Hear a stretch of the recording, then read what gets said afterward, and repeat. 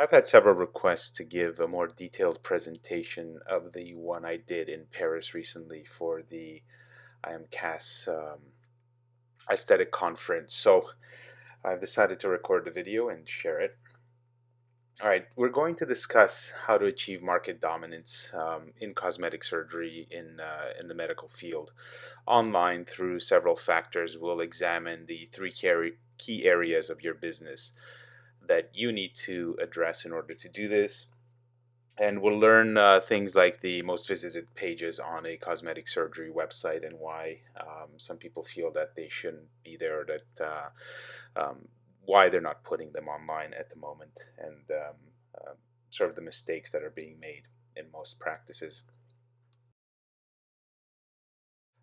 Before we get into that, I'd like to discuss how we've arrived at this information. So, this information that we base our company on is gained from growing 7 and 8 figure multi-physician cosmetic surgery practices. Essentially, we've taken small to medium practices and grown them into large practices, doubling and tripling revenue as we grow over the course of about 2 to 3 years to achieve substantial growth. Let's get right into the overriding idea behind our marketing. So Einstein has a great quote, and he had a formula. He said equals 1/knowledge. The more the knowledge, the lesser the ego. Lesser the knowledge, more the ego. And I think that that really cuts down to the essence of what plastic surgery marketing is, cosmetic surgery, medical marketing, aesthetic dentistry, anything that deals with a patient, and really any kind of business that is targeting business to consumer. Because your website is not about you. Your website is not about your ego. Your website is about serving the needs of your customers, your clients, your patients. And Einstein understood that very well when he did this. He understood that he needs to put his ego aside in order to achieve more and get more out of life. So, the overall premise of what we do is really based around the buying journey that your patient goes through. So she takes a multifactorial approach to decision making, which takes place both on and off your website. That means that there isn't just one factor that makes her choose you. It's really a combination of things. As part of her process, it begins at the beginning stage with research. It begins even before that with desire. It begins with a need to change something, some sort of pain that she needs to address, and then that leads into research, and that research leads into decision making, which ultimately culminates into the conversion of bringing her into your practice and having her put her money down and choosing you as her physician. Now, to understand how this is treated in marketing, we look at 3 essential steps. This was originally coined by Procter & Gamble in 2005, and it was used primarily to describe the process a client goes through to choose a product on the shelf. So the first stage for them is the stimulus response. It can be anything from an advertisement. Nowadays, it could be a Google or Facebook PPC ad. It can be print. It can be billboard, TV, radio, you name it. Whatever the stimulus might be that initially lets the patient know about you and your practice. The next phase of that is called the first moment of truth. So this is where the patient first interacts with your brand, with your clinic, with yourself. It can be on your website. More than likely, it is somewhere online, possibly your social media, depending on where you're driving traffic or how she found you. And this is really sort of where she starts to get an idea of who you are and what you're all about. Now, the second moment of truth with product marketing comes when the person actually experiences the product. This would be after the purchase, after they've maybe even touched it in the store and taken it home and opened the package. In terms of marketing for medicine, this would be where she actually comes in and experiences your clinic. But it can also be when she picks up the phone and calls you or even emails you. That is also really a second moment of truth, because they are now starting to experience your brand. They're starting to experience what it's going to be like to deal with you. And that experience can be cut short right at the beginning. But that, we're not going to talk about the second moment of truth. I've certainly done another webinar discussing conversions and how to improve those, which are also available online.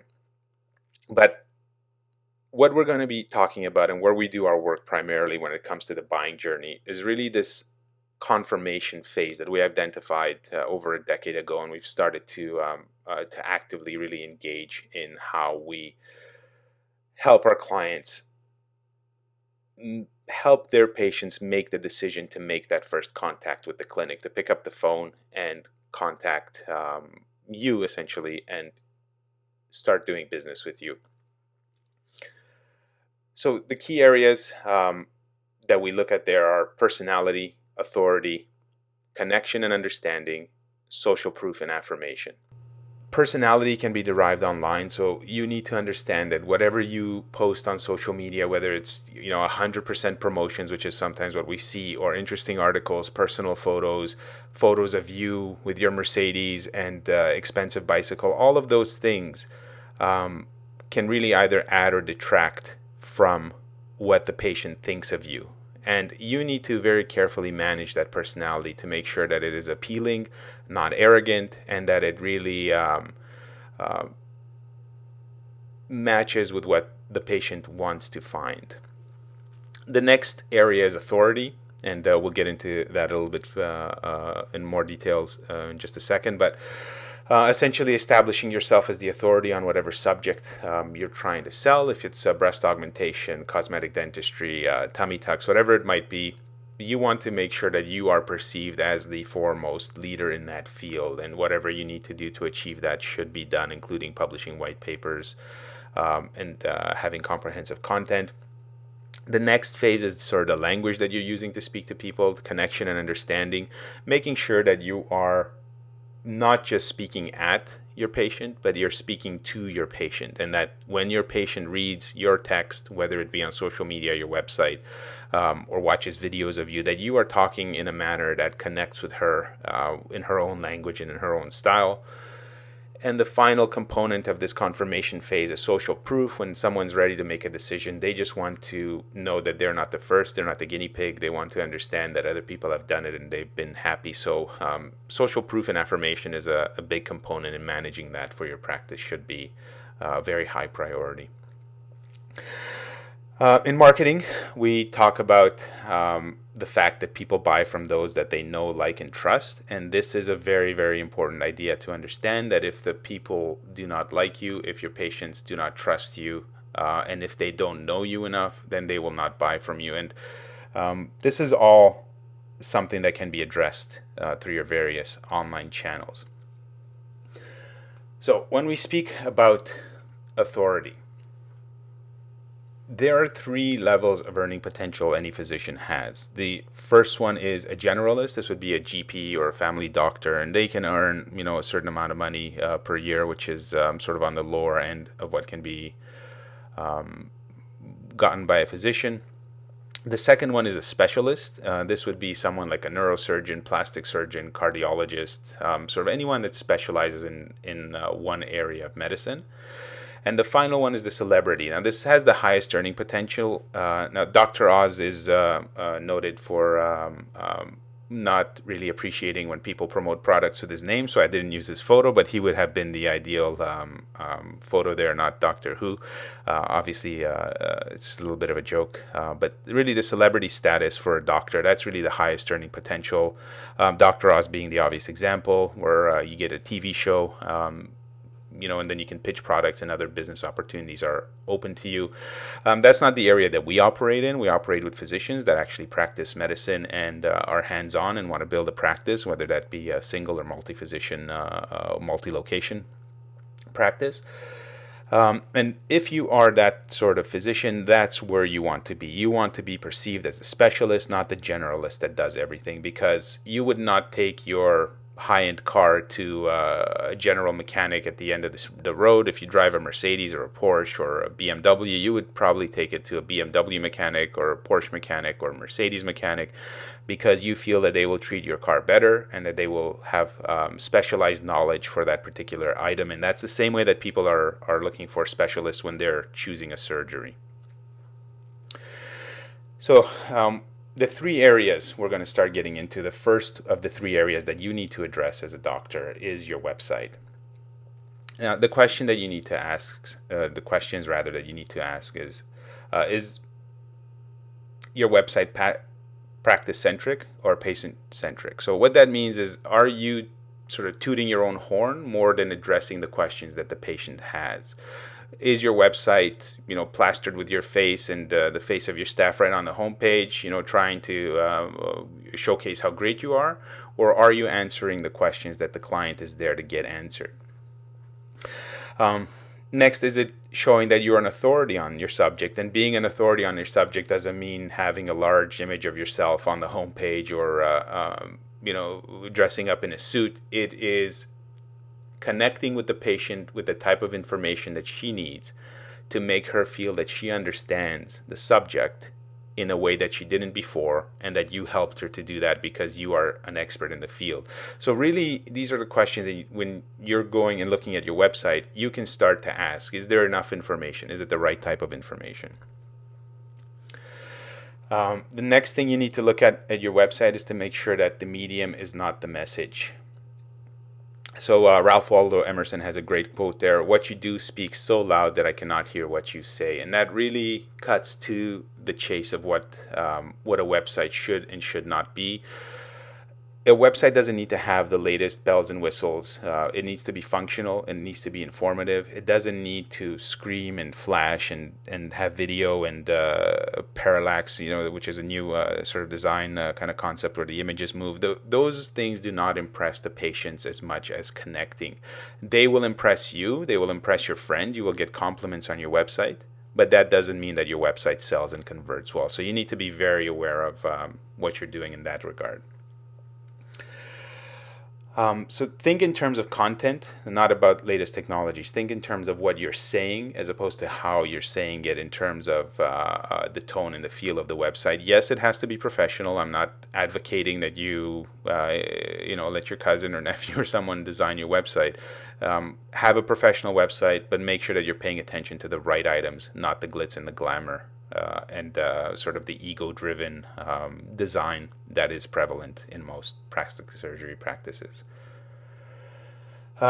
Understand that your website is not about you. It's about what you can do for her.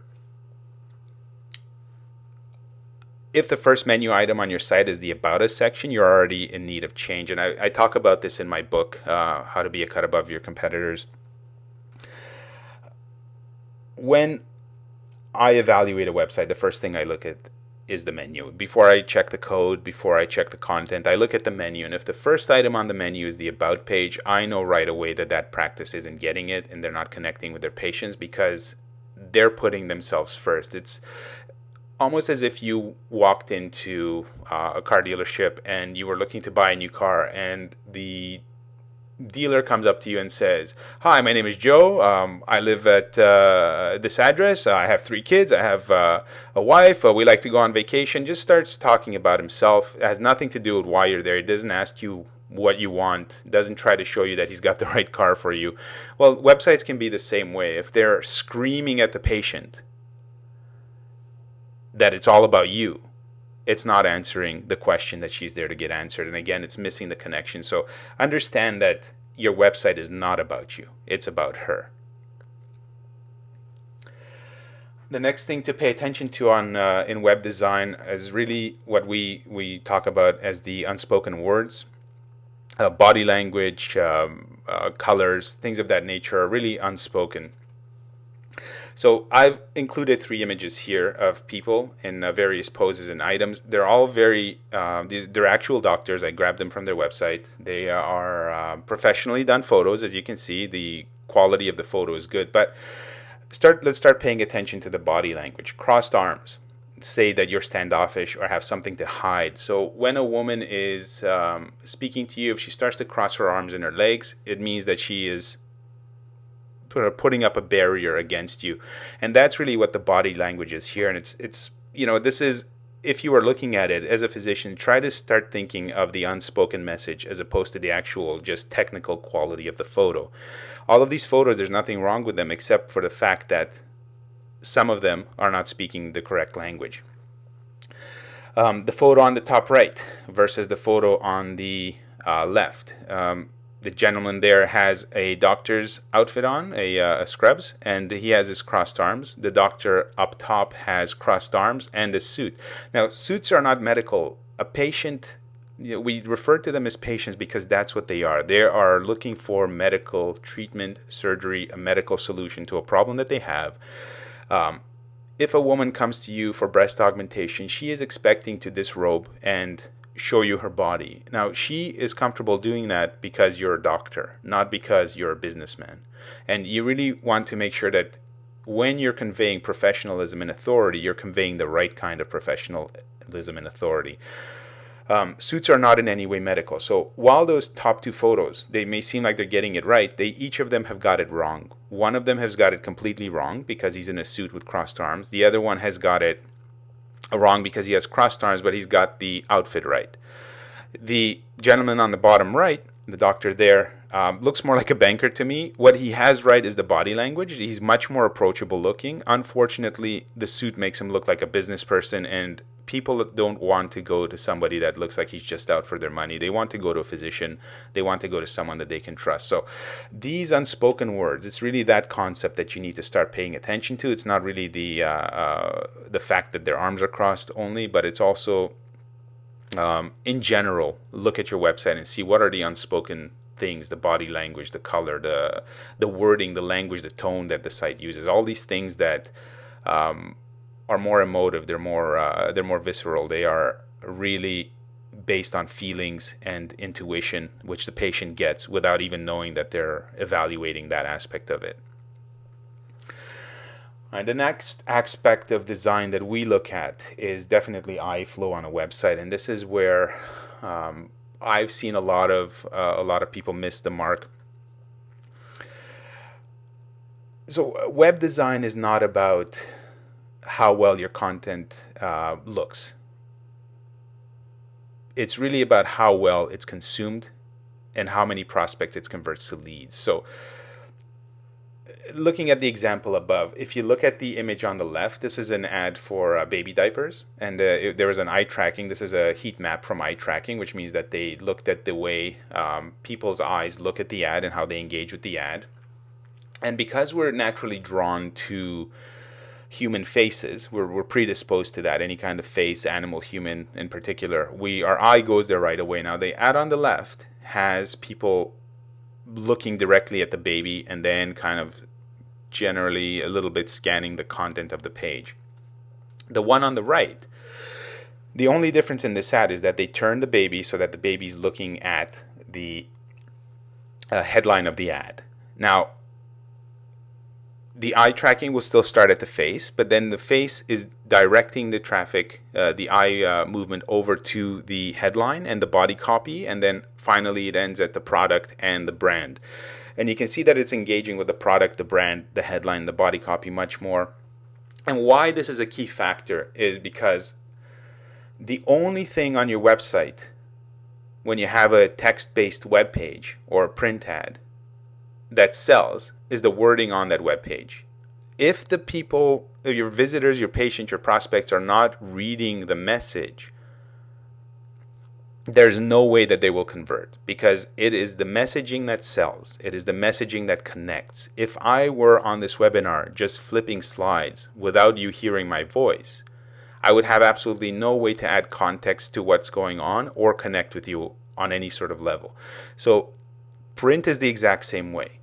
If eye tracking is off, if people are just randomly scanning and you are not controlling the flow on that page in terms of legibility, font size, readability of the text in the content, and the eye flow of the page, you're really missing out on the point of what the web page is. It doesn't matter how good it looks. If it's not legible and readable, then it won't convert. This is another example I like to show. Now, the picture on the left versus the picture on the left bottom, so left top versus left bottom. If you look at it carefully, the only thing that was done differently there was that her eye was photoshopped to look at the product. On the right side, we see again the heat map of the eye tracking, and you can see the difference, the red being obviously more engagement, the hotter spots are more engagement in heat maps. You naturally look at her face, and then you are drawn by her eye to the product, and then because we in Western societies read from left to right, top to bottom, your eye naturally goes up to the headline and reads the headline. So it creates a nice little triangle or circular flow right there for the ad, versus the first one where it's kind of random and more of the attention is really placed sort of on her face and her cheek and her nose, as opposed to the eye product headline. So you can see how eye tracking, even on a very, very minor level, like just photoshopping the eye to look at the product, can really change the whole course of what your web page and your website can and should be doing. The other thing you need to pay attention to is to know your audience. So understand that men and women look at things differently, and they look at different things. Now, this is the same image that was shown to both male and females. And on the left side, what you see is that men spend 37% more time on the chest than the women do. But the women spend 27% more time on the ring than the men do. Now, I'm not making any judgments or saying anything about that. You can draw your own conclusions from that. What I want you to really pay attention to, though, is the fact that men and women look at things differently. So know your audience. Who is your audience? Who is visiting your website? Who is engaging with your social media? What is it that they care about? What is it that they look at? And it's crucial that you have an understanding of who it is. We know from our research that in most plastic surgery practices, well over 80% of business comes from females, and we tend to skew everything that we do towards the female.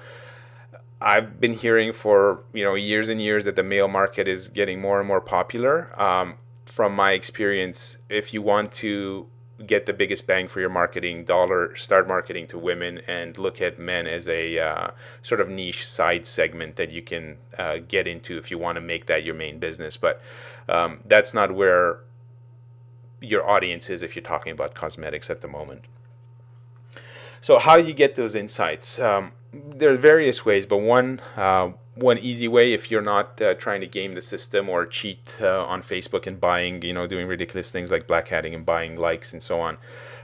Facebook is a wealth of information. You can check the audience on your page. You can upload your client list and then check exactly who it is that's viewing your content, who it is that is your client. If you upload your own client list, you can get all sorts of information about demographic, interest, income level, everything like that. If they have a Facebook account, Facebook tends to have very good data on that sort of information. So that's it's a free thing that you can do. If you keep a client database, you can easily upload that and certainly find out exactly what's going on within your practice. Now, what we've discussed about the website so far is not magic. I always use a term when I speak with our clients. I can't polish up a turd, which essentially means that if you are not good, if you're not caring, if you do not treat patients well, no amount of marketing will help you, because eventually your practice will still fail. So really being patient-centric, proving to them that you are good is really the key factor in anything that you do. And you have to really treat the patient with respect and dignity, and understand that it is a partnership between you and her to achieve her goal, but also have her help you achieve your goal with things like reviews and referrals and things that actually help you build your practice. Okay, let's take a look at the most visited pages on plastic surgery websites. This data we've gathered for over 10 years, hundreds and hundreds of thousands of visitors across a decade. I haven't looked at the latest numbers, but it probably is approaching millions of visitors and unique page views. Well, definitely unique page views, we've had millions. And what we know from all that data is that it really boils down to three primary pages that you want to look at. The first one is the home page. I mean, that's an obvious one. Most websites have the home page. Visit it. Where it starts to get interesting is that the before and after page is the next most visited web page to the home page. And this really goes back to that proof that sort of they're trying to go through that buying journey and make themselves comfortable with you. And the first way to do that is to see if you can do what they want done. I mean, that's why the website's not about you. It's about showing them what you can do for them, not what you are or what you do. It's about what you can do for them and showing them that you can get them the results that they want.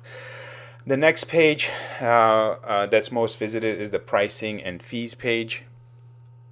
Now, I've spoken to other consultants that recommend not having prices on the website, and I can explain to you why that is. What we do at ThinkBasis is make sure that the web property answers all of the questions throughout the buying journey so that the patient can call you and make an appointment to book. So we don't look at a lead as someone that calls in and wastes your time asking for a price. We don't want that. Think about when you buy a product. If you're buying a camera, or if you're buying something even more expensive like a home or automobile, how comfortable would you be if the company didn't show you the pricing for the item? It's incomplete information. So keeping the prices off your website is only hurting you. The competitors all charge what they charge. They're not going to run out and undercut you. And even if they are, it doesn't mean that you have to be the cheapest. If only the cheapest product in a market ever sold, everyone would be buying, the lowest level Hyundai or Tata cars from India for $3,000, and no one would be buying a Mercedes, BMW, or Cadillac or any sort of higher end product. No one would be wearing expensive watches or suits or dresses. The market doesn't just pick on price. There are many factors, and if I talk about that at length in my book, so I'm not going to go into it here. But having prices on your site helps the consumer get a complete picture of what they're buying and not waste your time with unnecessary calls. And this is where other marketing companies I've spoken to disagree, because they prefer to generate a high volume of calls, which in my experience is just not really overwhelms, but it burdens your staff answering questions that the website could have answered, instead of closing the patients that are coming in and actually putting down money for surgery. And when we put the prices on the page, we see that the type of call, the quality of call changes, and it changes from people making general time wasting inquiries to people that actually are calling to book a consultation and even sometimes book surgery, because they've gone through all of these various steps online and they're pretty much ready to book with that physician. Now, getting into this second area that you need to pay attention to is really your online reputation. You want to know what the internet is saying about you. The reference to the study is in the footnote there, but what that study discovered is that 59% of respondents reported physician rating sites to be important when choosing a physician, which means that people are looking for proof of what other people are saying about you. They don't necessarily trust what you say. We've become a little bit jaded to advertising. We know that it's not necessarily always truthful. So while, yes, we want to believe that the physician's being honest, before a patient puts down her money, she wants to get confirmation and affirmation that you are the right choice. 37% avoided physicians with bad ratings. So again, this goes back to making sure that you're treating patients with dignity, you're treating them properly, and you're getting them to help you build your practice by being thankful for what you do for them. So you need to look at the stages in your practice where you're creating this type of gratitude, so that eventually it culminates into a good review, and that you're definitely addressing every little thing that may cause a negative review. Monitoring is an important thing. I've spoken to many doctors that do not. The ones that do well, they are aware of their online reputation and they actively monitor it on a regular basis, and that's something that your marketing company should be helping you do.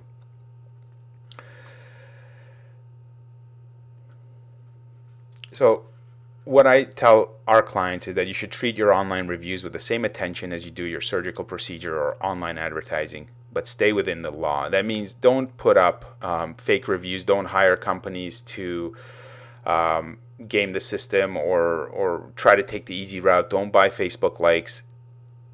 In the US in particular, the FTC cracks down on that. There are laws against that. The laws are becoming stricter every day on consumer protection and making sure that you are not trying to adversely influence the public perception of your company by trying to solicit fake reviews or compensating people without disclosing that you are. There are laws in place in Canada, there are laws in place in the US, in Australia, and the UK. So be very, very aware that you're doing things the right way. Don't try to cut corners, because eventually you can be found out and the penalties can be quite severe. All right, the third big area that you need to start looking at is your social media. We talk about it in terms of your digital persona. It's your personality in digital form. We ask, what is your practice's personality online? What is it saying? How is it saying it? The first thing we recommend is that you are active in your social media. You're engaging with followers on a regular basis and making a connection. And that you're not just self-promoting. You need to ask yourself, am I having a dialogue, or am I just speaking at my prospects? Am I just telling them about my promotions? Or am I asking them for feedback? Am I engaging with them if they leave a comment? The next thing you want to do is make sure that you're likable. Definitely share personal content. Don't be afraid to show your family, to talk about what you've done, what you're doing in your personal life, what the staff is doing, if they've gone out together and had a team building session. People want to know that they know you. They want to, as I said earlier, they want to buy from those that they know, like, and trust. And knowing you at a personal level helps them connect before they ever even meet you in person. Again, when you share, be careful what you share. Extravagant displays of wealth do not always play well. Sometimes they can in certain markets because people are buying that. But when you're sharing your personal life, try to think of becoming likable, right? So not just letting them know you, but getting them to actually like you. That they want to come in, that they want to hand over their hard-earned money to you, that you are not arrogant, that you are not pompous, that you are not showing off your wealth for no good reason. This is, it's a bit of art and science when you're posting, but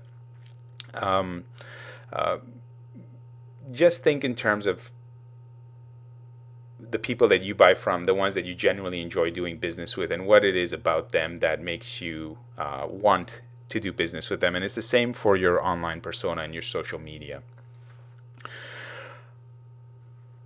The next thing is to be approachable. You don't want to put your practice out of reach. You don't want to be unattainable. You don't want to look cold and frightening in any way. You want to make sure that if somebody posts on your social media account, that you are responding immediately in a personal fashion, not in a cold way from the company, that someone on your staff identifies themselves and connects with that individual right away. And why this is beneficial, there are many reasons, but one thing that we've identified that's of particular importance is that a key patient fear is how she's going to be treated after her surgery. What if there's a problem? What if something leaks? If it's hard? If it's bleeding? What's going to happen to me? And your level of approachability and your engagement level in your social media allows her to put that into perspective, because if she sees that someone posts something and you respond right away, she feels that you're paying attention, that you're approachable, and this is on a sort of subconscious level that this activity is happening. And as she's reassuring herself over the course of, it can be anywhere from 3 months to 3 years. Typically, we see between 3 to 7 months for a conversion. During that time, she is constantly trying to assure herself that you're the right person, and how she's going to be treated after the fact is a key component of that. And your social media is the easiest way for her to really gauge if you're having a dialogue and if you're approachable and responsive. The next thing that you can do is you can use video to build rapport. Video on Facebook has high engagement and relatively low cost per click to your site compared to Google AdWords. So it can also be a good source of traffic that you can then remarket to. You can cookie them and follow them around with ads. But this is an example we put up for a client in Toronto, and we were getting 3-cent views on the videos, and I believe that the clicks to the site were under $1. We were getting those for under $1 as well. Versus Google, which for like a breast augmentation procedure in the Toronto market is somewhere between $3.8 to as high as $16. I've seen for some accounts, but they can average about $6 to $8 a click. So you can see it's a very, very cost-effective way for you to generate traffic. You do the video, you've got an asset forever. So those are the 3 key areas that we pay attention to, and I want to leave you with a final thought, and that final thought is that it's not about traffic, it's not about anything other than conversion. So when you're looking at your website, it's all about the conversion. It's about creating the right conditions to allow patients to make the decision to come to you, and that's really what those 3 key areas are all about. They are about creating an ecosystem of trust, of likability, and conversion, so that your practice becomes the only option for them to go to, essentially the only bowl to swim in, the only place that is comfortable, that is clear, that is the right choice for her. So pay very, very close attention to your conversion rate. Be careful when you're redesigning your website, and don't get caught up in the glamour of just getting traffic to your site. It's not about traffic or activity, it's about progress. And one of the key things in my book that I talk about is the difference between activity and progress. You can generate a lot of activity on a website, you can generate a lot of traffic, but if there is no progress for your practice, then that website is failing. So I hope this has given you some key insights into where to pay attention to, looking at the unspoken words, and that you use the information to become more prosperous and do well with your practice.